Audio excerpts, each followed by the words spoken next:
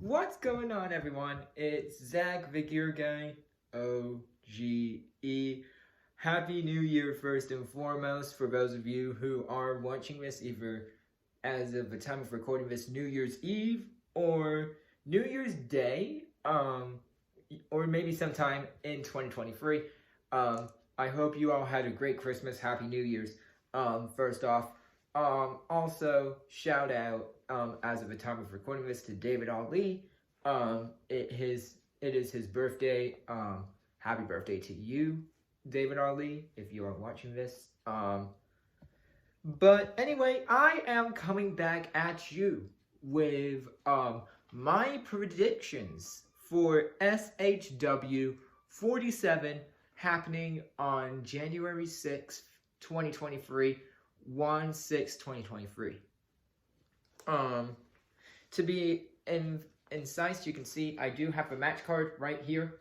Let me just point out, nobody has swayed me and to pick them over the other. Nobody has endorsed me. These are my thoughts, my opinions, my raw reactions to the card.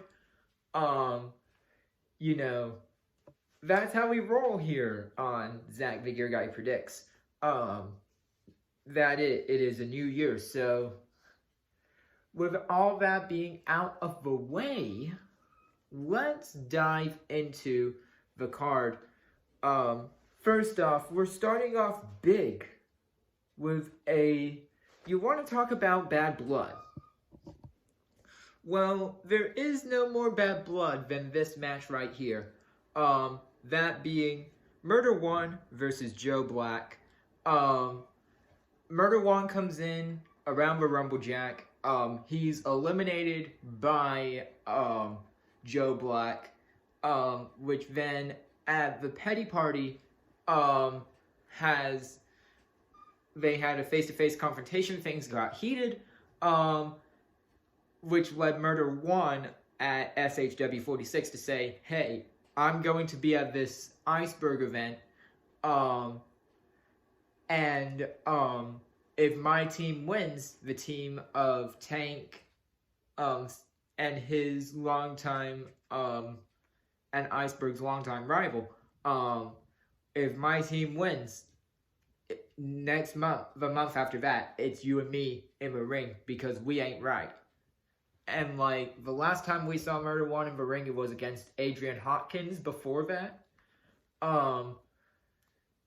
And Joe's Black music played whilst he was on vacation. But in the end, at that iceberg event, Murder One did win alongside Tank, and somebody else. So it is set in stone for SHW 47. And just keep in mind, Murder One did train people like Joe Black, like William Huckabee. William Huckabee obviously being a friend of mine in this business. So, this is a lot to take in for me. Murder One versus Joe Black. Oh boy. Now, I do gotta give Joe props where his props are due. He won the SHW championship, I believe at Still Here 2, the second anniversary show, had to relinquish it due to injury. He never officially lost it. But I do gotta give him props for, at least holding the title. He's done some great things in pro wrestling, in SHW, and within all across Georgia. No disrespect to Joe there. But two-finger salute to both men. Because, I respect both men. But at the end of the day, I do think Murder One picks up a victory over Joe Black. Now, heading into match number 2, we have the Approved's Nick Halen taking on the returning Michael Stevens from the beautiful bald besties. This is Michael Stevens' return, except he is making his singles debut. So this is going to be interesting.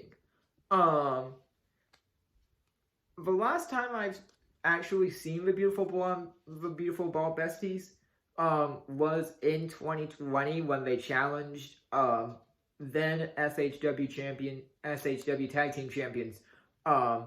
We saw them challenge the Lynch Mob, and then we saw them challenge, I believe, Corey Hollis and Michael Judas, Lethal Poison. Nick Halen, I've kind of grown to like Nick Halen, even though a lot of people don't like him because he's part of the Approved. I do think I actually like Nick Halen. Me and him are good friends in this business. But with all that being said, Nick Halen was recently in a concussion. But he's just come back off of that medically. He's healed. He's able to return to action. So this will be kind of a return to the ring. And you can speculate ring rust between two Nick Halen. But I don't think so. I think this is going to be a great match. But I do see Nick Halen picking up the victory here. In this match, we have a number 1 contendership match in a fatal 4-way between Grind Club members Owen Knight, Chip Day, Narcissism, and non-Grind Club member, or at least a good associate of mine, Sean Legacy. I have had the privilege of talking to all 4 men.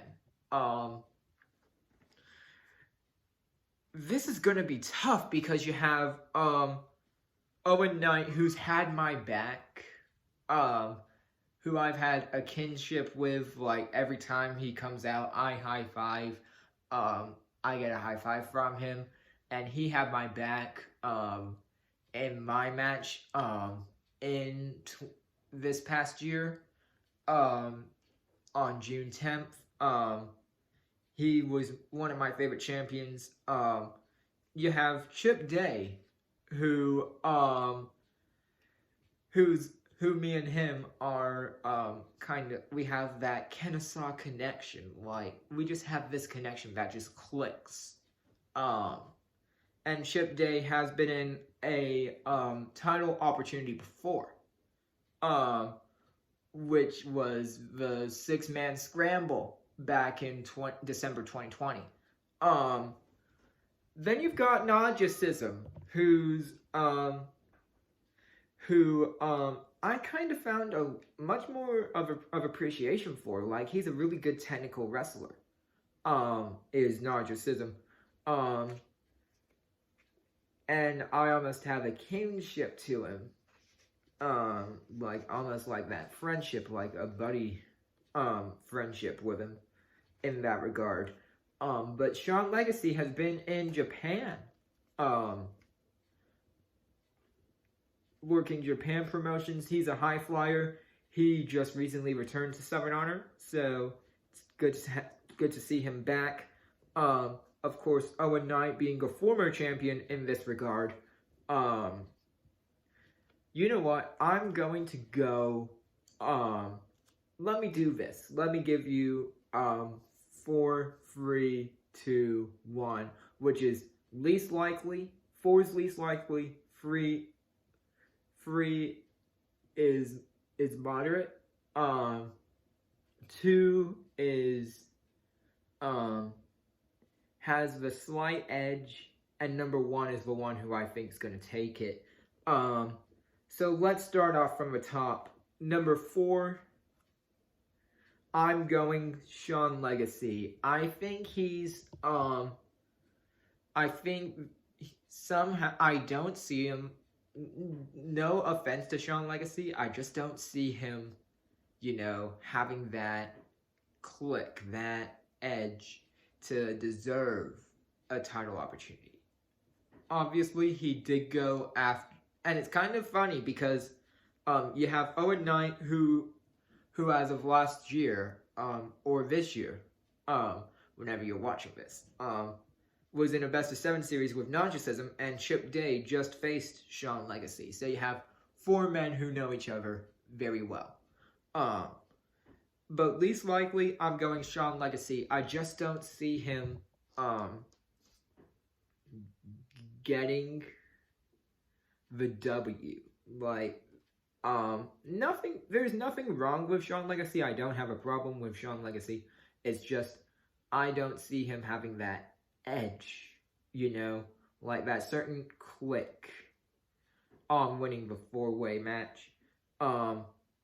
Not number 3. Oh, this just pains me doing this because I like the 3 remaining participants too much. But number 3, I'm going Narcissism. Nadia, buddy, I respect you. But there's something about Nadia, I know he can pull off really amazing moves. He's impressed me over these past months that I've seen him in action. It's just, I don't think Nadia has the hunger. I've never seen Nadia in a title match before. And I don't think he has that hunger. He's not, and we've seen him these past months, and I've been amazed with what he can do. It's just, I want to see a bit more from Nadia before we give him a title opportunity. And same can be said with Sean Legacy. Which brings me to number 2. Number 2, I gotta say, Chip Day. Chip Day. Now, an argument can be made that Chip Day is overdue for a title shot. And I would agree with you any other time. If it was just a standard one-on-one title match, I would agree with you. But an argument could be made. He had an opportunity for number 1 contendership when he lost to Kyle Matthews in that 30-minute Iron Man match with Todd Sexton as the special guest referee. I just think, whilst he does have that massive chip on his shoulder, and he does use tactics to win matches, I just don't see him winning this particular match unless he dives deep into the dirty playbook. Which brings me to my number 1 pick for working team captain, Owen Knight. I do think Owen has let me take you back to Rumblejack 2022. When the number 1 entrant was Gunnar Miller and the number 2 entrant was Owen Knight. I would love to see Owen Knight get a rematch against the new SHW champion, Gunnar Miller. Because I think that would be a classic. To have a former champion go up against the champion. Do I think Owen will? Now, no, not to you, Owen. I love you, bro.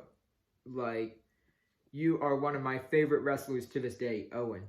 I respect you. I appreciate all you do. But I think that would be a classic for sure. Owen Knight gets the number 1 contendership opportunity. But another match with bad blood is, for some reason, Adam Jacobs versus my friend Adam Jacobs. Sorry, my friend Adam Jacobs versus Nightmare Factory student Shoot Taylor. Now, Shoot Taylor might be known to some as Blake Lee from AEW Dark.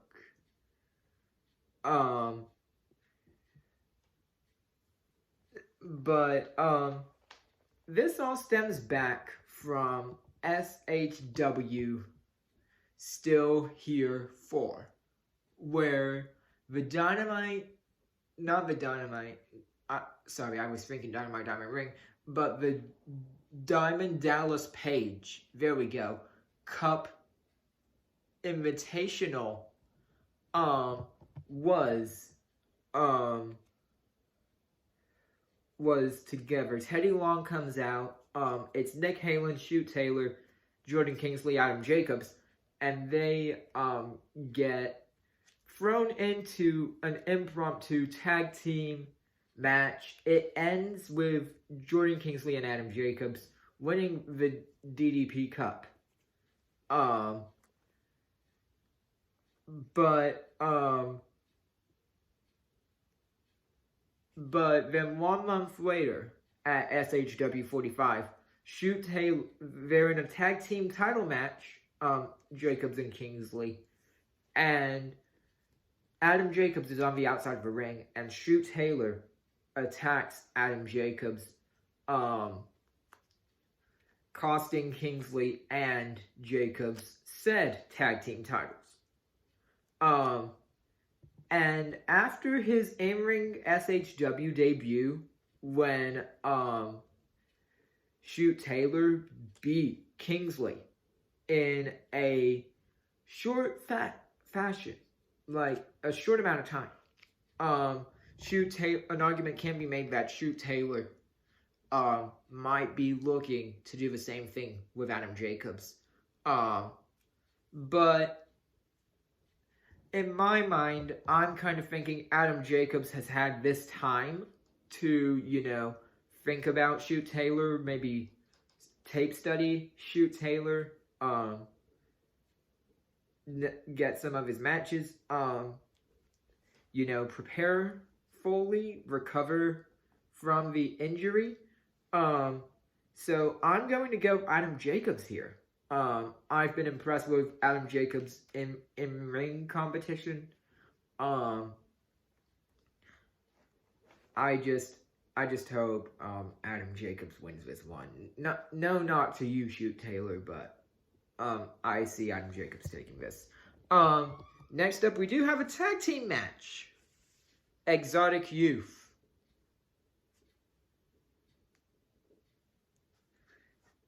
So, Zach Mosley. You heard that right. I'm Zach the Gear Guy.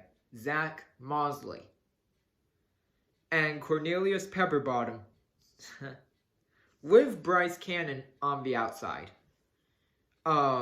Takes on, in a heated rivalry, Top Team. In a tag team match. After what they did to Cyrus last month when Bryce Cannon got disqualified, I do think Cyrus will be keeping an eye on Exotic Youth very, very, very closely.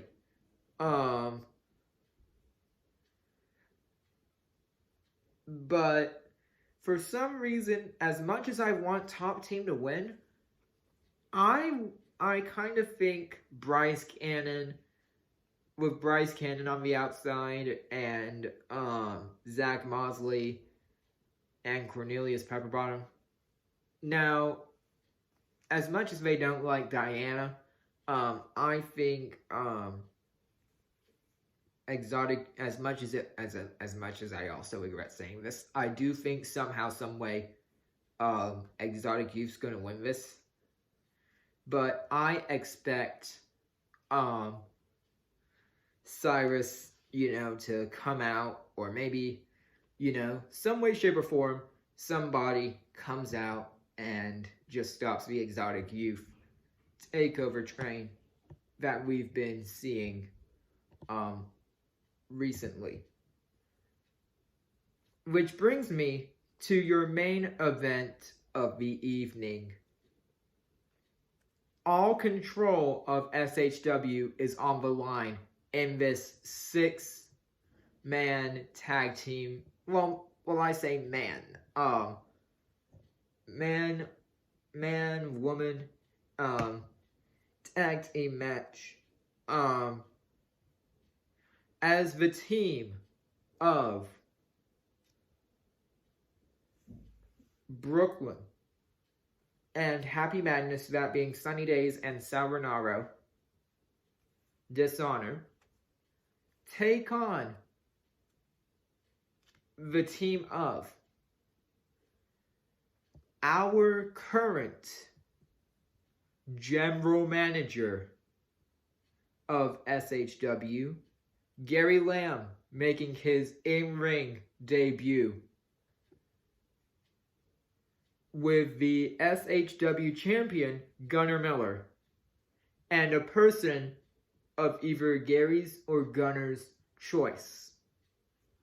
I have no idea who it could be. A part of me was thinking it could be Reka Tahaka, considering what went down between Brooklyn and Grind Club member Reka Tahaka with the Laredo Pro Guild Championship. Another thought that came to mind was probably Tank, but I highly doubt that, considering Tank already got a title match. But, you know, they toasted a beer together. They've helped each other out before, so I'm kind of thinking Tank might be a good option to go for.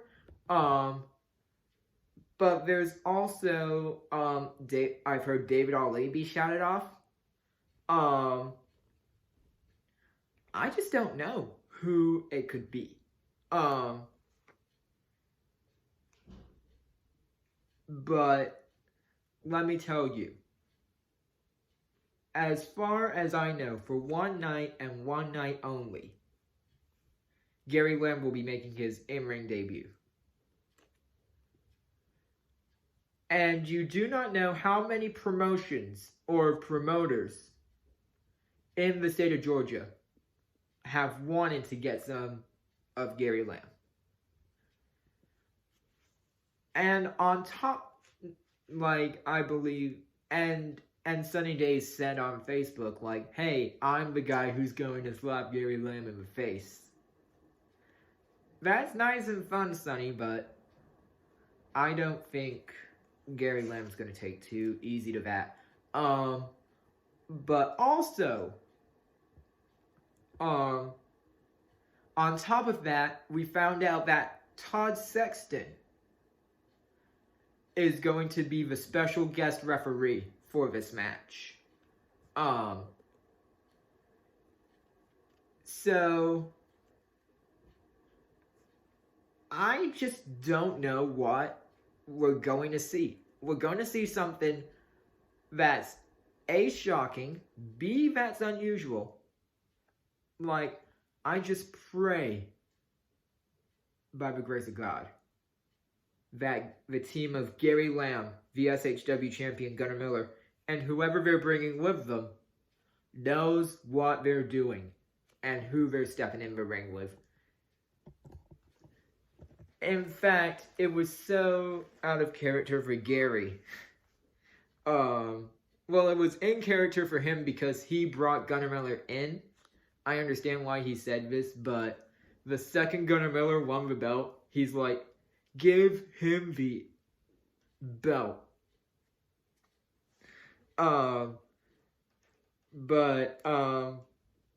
But who knows who Gunnar or who's gonna pull up for this main event match. I just hope they got somebody who knows what they're doing. So my preferred winners are probably going to be the team of Gary Lamb, the SHW champion, Gunnar Miller, and the mystery opponent. But it also has me concerned about what Brooklyn's got. So much so that I, Zach the Gear Guy, OGE, have given Gary Lamb, honorary Grind Club membership. So, let me run down the rest of the card for you. So, here are my thoughts one more time. Murder One versus Joe Black. I'm going Murder One. Nick Halen versus Michael Stevens. I'm going Nick Halen.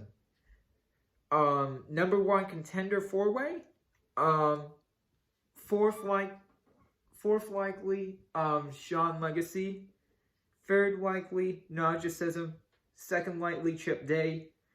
Person who I want to win this is going to be Owen Knight. Adam Jacobs versus Shoot Taylor. I'm going Adam Jacobs. As much as I don't like them, I think Exotic Youth are going to win over Top Team. And Gary Lamb, Gunnar Miller, and whoever they're bringing with them are going to beat Dishonor. That's it for me, Zach the Gear Guy, OGE, with my predictions. And I will see you at episode 12.